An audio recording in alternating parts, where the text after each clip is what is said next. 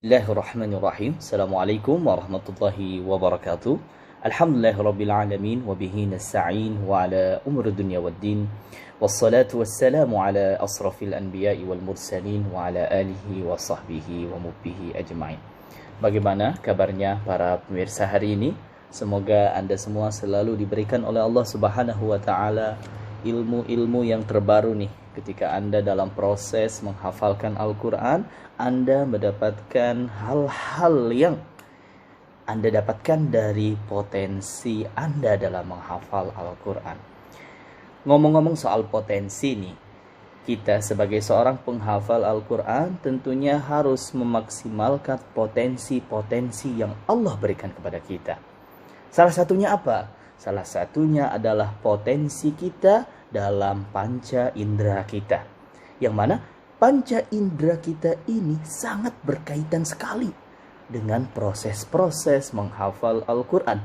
Maka pada hari ini kita akan bahas memaksimalkan bagaimana kita sebagai seorang penghafal Al-Quran memaksimalkan panca indera kita dalam proses menghafal Al-Quran. Baik. Pada pembahasan kali ini kita akan mengulas yang pertama mengenal potensi panca indera dalam menghafalkan Al-Quran. Kemudian kita pula akan mengenal kelebihan setiap panca indera dalam aktivitas memorize. Lalu juga kita akan belajar cara menggabungkan panca indera dalam aktivitas menghafal Al-Quran. Kemudian kita juga akan membahas kesadaran akan saling dukung panca indera satu dengan yang lainnya. Lalu kita akan simpulkan dan juga kita tutup. Baik, kita buka pembahasan kita pada kali ini dengan membaca basmalah. Bismillahirrahmanirrahim. Baik, yang pertama kita kenali dulu nih.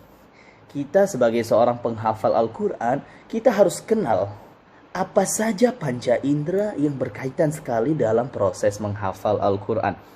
Saya bacakan di sini, mengenal potensi panca indera. Potensi panca indera dalam menghafal Al-Quran sangatlah besar. Dari mata, telinga, lisan, kulit, hidung dalam praktek menghafalkan Al-Quran. Jadi, sebagai seorang penghafal Al-Quran, kita harus kenal apa saja panca indera yang menjadikan proses menghafal Al-Quran kita ini menjadi baik. Yang pertama tentu mata, ya, mata sebagai alat penglihatan menghafal. Jadi mata kita itu sebagai alat dalam penglihatan menghafal. Bagaimana kita menghafal, bagaimana tulisannya. Tapi ingat, ketika mata kita ini melihat, kita juga harus punya ilmu ya. Kita harus punya ilmu cara membacanya. Jangan sampai ketika Anda menghafalkan Al-Quran, tapi Anda belum punya ilmu cara membaca Al-Quran. Ingat, mata ini berperan penting dalam proses menghafalkan Al-Quran. Kemudian ada juga lisan sebagai alat nutqi pengucapan kita dalam menghafal. Lalu kemudian juga ada hidung kita untuk melihat nih suasana kita gimana. Jangan sampai ketika kita sedang menghafal Al-Quran suasana hawanya nggak bagus, ya, yang mengakibatkan hal tersebut akan mempengaruhi proses dalam menghafal Al-Quran.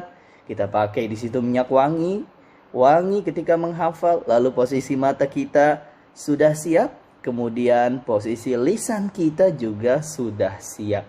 Bahkan kulit ini sangat berpengaruh dalam proses menghafalkan Al-Quran, ya, terkhusus bagi orang yang tunanetra biasanya, mohon maaf ya, yang tunanetra itu ada proses menghafal Al-Quran dengan kulit. Mereka meraba bagaimana tulisannya, ya, ada mushaf tunanetra itu ya, luar biasa. Orang yang tunanetra, kenapa mereka bisa menghafal Al-Quran? Mereka menggunakan potensi ini, ya, potensi dari kulitnya. Kemudian ada juga telinga sebagai alat pendengaran dalam menghafal Al-Quran. Jadi ternyata kita sudah tahu sekarang, panca indera kita ini luar biasa, dia berpengaruh dalam menghafalkan Al-Quran. Tapi banyak orang yang dia tahu panca indera ini berpengaruh dalam proses menghafal, tapi dia belum memaksimalkan potensi panca inderanya. Akhirnya hafalan yang dihasilkan tersebut tidak maksimal. Karena kenapa? Karena dia belum memaksimalkan potensi panca indera ini. Dari matanya mungkin kurang fokus, lalu dia juga tidak mempelajari bagaimana potensi dia dalam menghafal Al-Quran. Kemudian telinga dia, bagaimana dia mempelajari potensi pendengaran dia dalam menghafalkan Al-Quran. Kemudian dari sisi nutqi, bagaimana cara pengulangannya, bagaimana hubungan antar imajinasi ketika menghafalnya dengan lisannya. Nah, itu harus dipraktekkan, harus diketahui. Karena bagaimanapun panca indera ini mempengaruhi kemungkinan kita sebagai seorang penghafal Al-Quran. Jadi para pemirsa yang dirahmati dan dicintai oleh Allah Subhanahu wa Ta'ala, ingat, ketika kita menghafal kita butuh namanya panca indera ini. Dan ketika kita menghafal, semakin bagus kita mempergunakan panca indera ini, semakin bagus pula proses kita untuk mencapai hafalan yang berkualitas. Nah, sekarang kita akan kenali lebih detail nih. Kita akan belajar cara mengukur potensi dari 3 panca indera sekaligus 2 alat prosesnya. Yang pertama tentunya ada telinga. Telinga ini berperan penting untuk proses listening ya. Jadi kalau kita ingin mengukur hebatnya telinga kita dalam proses menghafal, ada caranya. Bagaimana caranya? Cara pengukurannya adalah durasi, waktu yang telah ditetapkan, lalu disamakan dengan berapa repeatnya. Contohnya begini, Anda ingin menghafal Al-Quran hanya dengan proses listening. Untuk apa? Untuk mengukur potensi Anda dari segi pendengaran Anda. Gitu ya. Baik. Ketika Anda ingin mengukur agar Anda tahu bagaimana sih potensi saya dalam menghafal Al-Quran, tetapkan durasi dulu. 1. Tetapkan durasi. Kemudian tetapkan ayat yang mau dihafal secara listening. Jadi Anda tidak baca, lalu Anda juga tidak nutqi, Anda hanya mendengarkan saja. Sampai ketika Anda mendengarkan itu terngiang-ngiang dia bacaannya. Jadi ukuran daripada bagusnya standar ketika Anda mengukur potensi pendengaran adalah ketika repeatnya itu ya sudah ditentukan berapa kali, kemudian terbayang. Dan ketika itu Anda lihat durasinya berapa. Jadi ketika mulai stopwatch, hidupkan stopwatch, lalu mulai pendengaran. 1 kali repeat, 2 kali repeat, 3 kali repeat, 4 kali repeat, 5 kali repeat. Sampai Anda merasakan bahwa ayat itu sudah terngiang-ngiang di telinga Anda. Dan ketika Anda sudah benar-benar yakin bahwa inilah waktu saya untuk dapat menjadikan hafalan saya yang ingin saya hafal tadi terngiang-ngiang dalam telinga, hentikan stopwatchnya, disitulah waktu Anda dalam proses penghafalan secara telinga, secara pendengaran. Ada yang nanti didapatkan hasilnya 3 menit, ada yang 5 menit, tergantung juga dari proses pendengarannya juga kualitas murotalnya ya. Kalau dia pakai yang hadar biasanya waktunya nanti bisa lebih cepat gitu. Kalau dia pakai tahqiq, dia waktunya bisa lebih lambat. Tergantung sih. Kalau kita pingin lebih mungkin, kita teliti semuanya.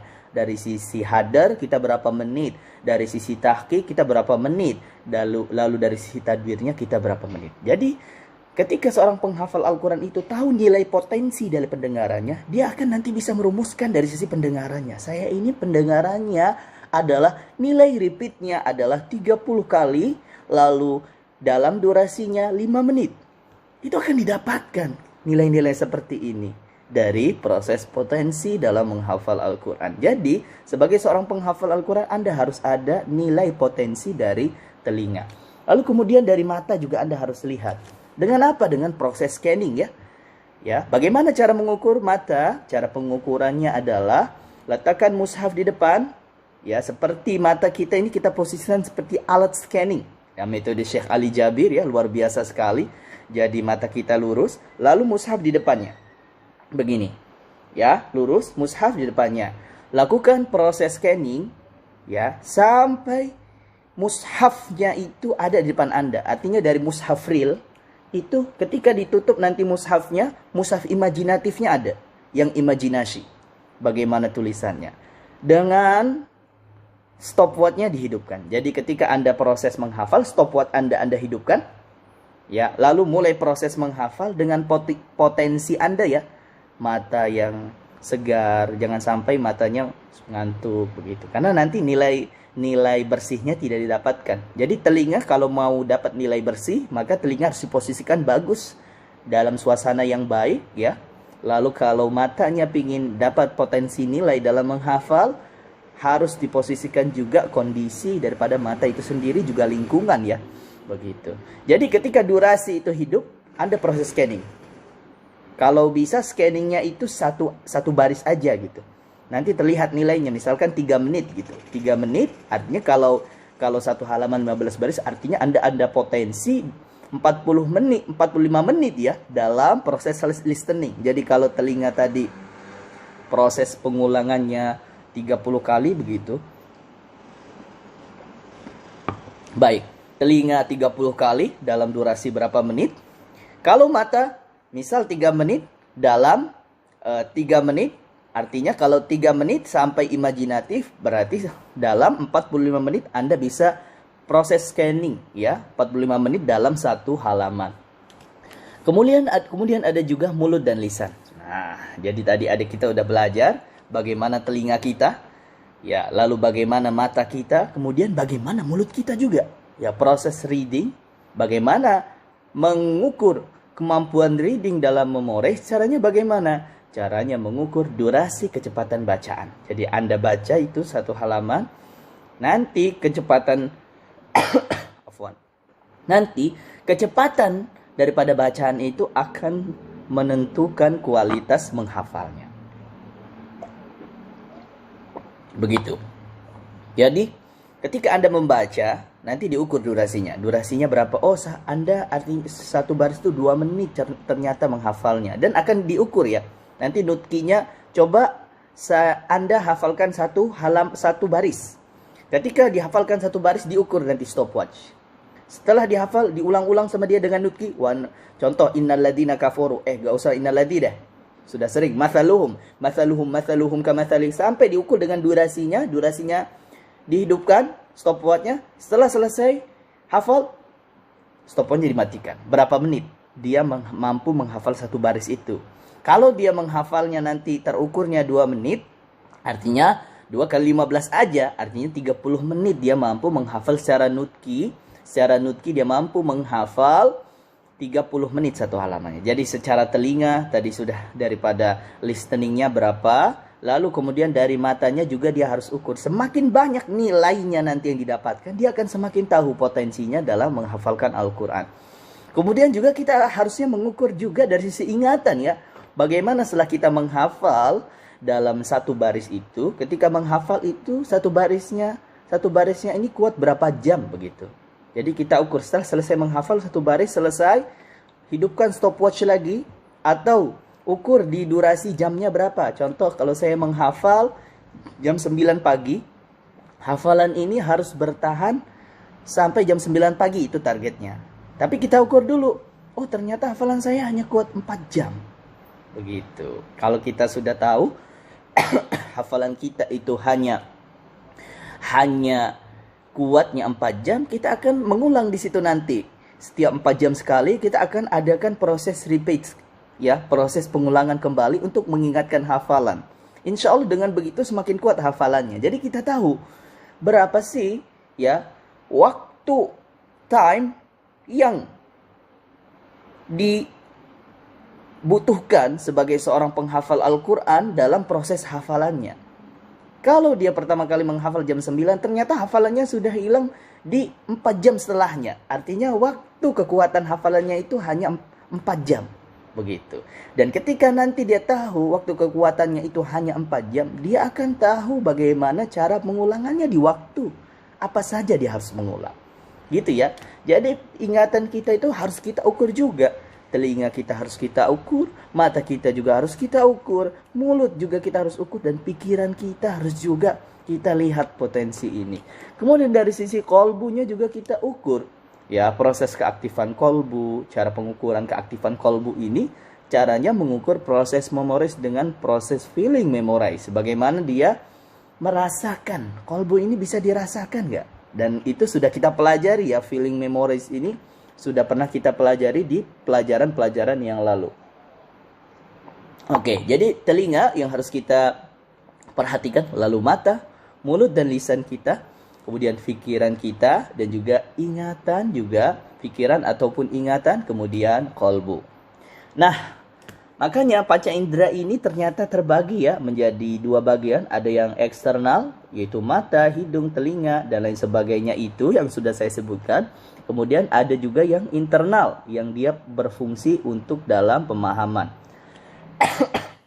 Inilah panca indera yang luar biasa sebenarnya yang diberikan oleh Allah Subhanahu wa taala. Dia ada yang berfungsi secara eksternal, dia terlihat ya, bersifat material. Ternyata secara fungsi internalnya dia memiliki ingatan, lalu imajinasi, ada representasi, lalu estimasi dan sebagainya ya. Luar biasa panca indera kita. Makanya sebagai seorang penghafal Al-Qur'an itu kita harus juga memperhatikan ya proses kita dalam panca indera kita ini, dan juga mengukur setiap potensinya. Maka seluruh panca indera yang terukur potensinya itu dalam menghafal akan menghasilkan cara terbaik dalam proses hafalan berkualitas. Jadi nanti dia tahu, oh saya dari sisi pendengaran supaya bisa mungkin saya dapat nilai 30 repeat dalam durasi 5 menit.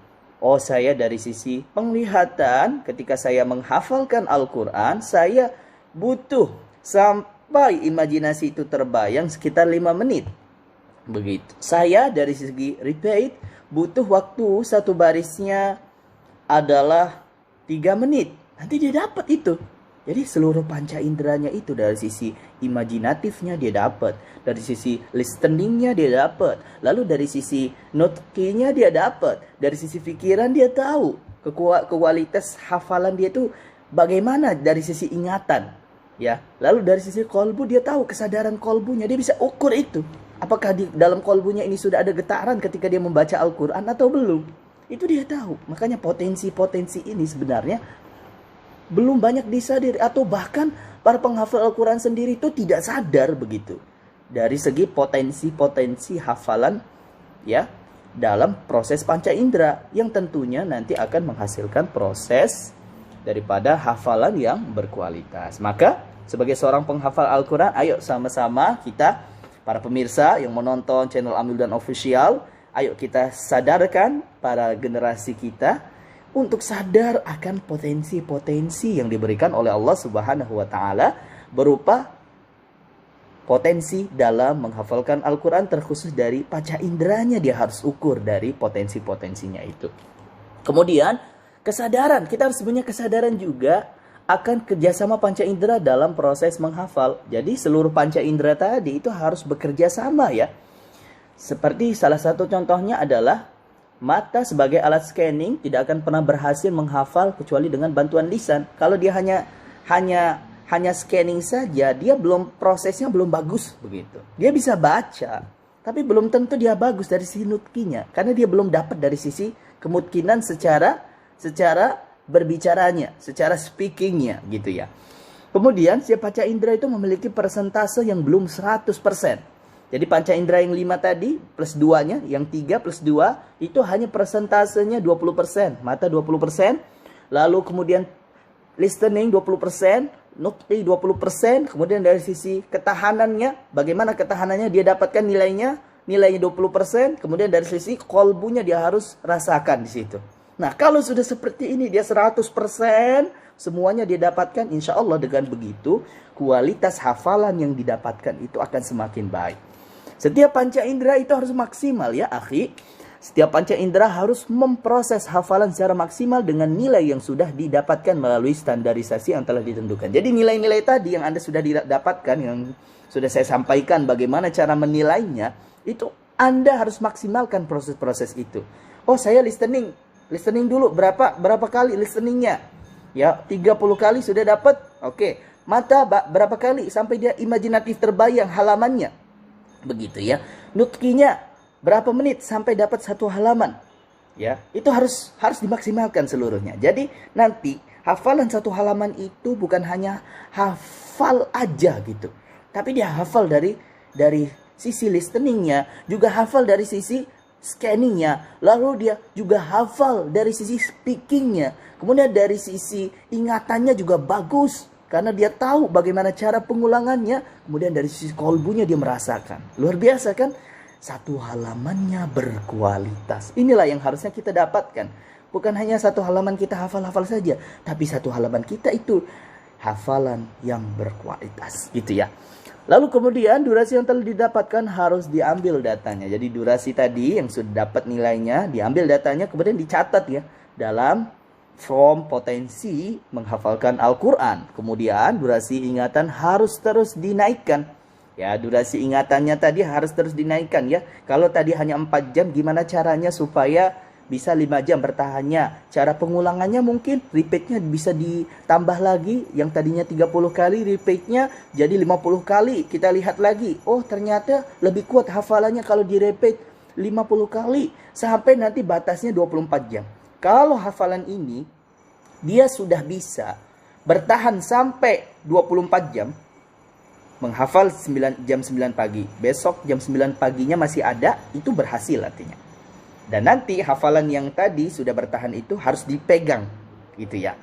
Jadi durasinya itu kita harus naikkan. Oke. Selanjutnya. Oke. Baik. Kita sudah masuk nih ke kesimpulan. Ya, setiap pembaca panca indera haruslah maksimal. Jadi tadi kita sudah belajar nilai-nilai bagaimana menilai panca indera. Lalu juga kita sudah belajar bagaimana penggabungannya. Maka kita ambil kesimpulan setiap penghafal Al-Quran ini harus maksimal dalam proses menghafalkan Al-Quran. Panca indera yang berperan aktif dalam proses menghafal dan diikuti kesadaran akan mampu menghasilkan hafalan yang berkualitas juga bertahan dalam waktu lama. Mulailah mengukur panca indera Anda dalam potensi menghafalkan Al-Quran. Baik, itu pelajaran kita hari ini. Kalau Anda ada pertanyaan, ya silahkan tulis di kolom komentar. Kita akan jawab. Anda ada pertanyaan apapun itu, silahkan tanya di kolom komentar. Insya Allah kami dari Amildan Official akan menjawab itu. Ya, baik. Barakallahu fiik. Semoga ilmu yang saya sampaikan ini bermanfaat untuk Anda semua. Dan saya tadi mohon maaf kalau ada batuk-batuk sedikit. Semoga Anda bisa menyelesaikan video ini dengan baik dan juga bisa mempraktekkan, mengukur potensi-potensi Anda dalam panca indera ketika Anda menghafalkan Al-Quran. Saya Amildan Official. Terima kasih, semoga bermanfaat. Billahi taufiq wal hidayah. Wassalamualaikum warahmatullahi wabarakatuh.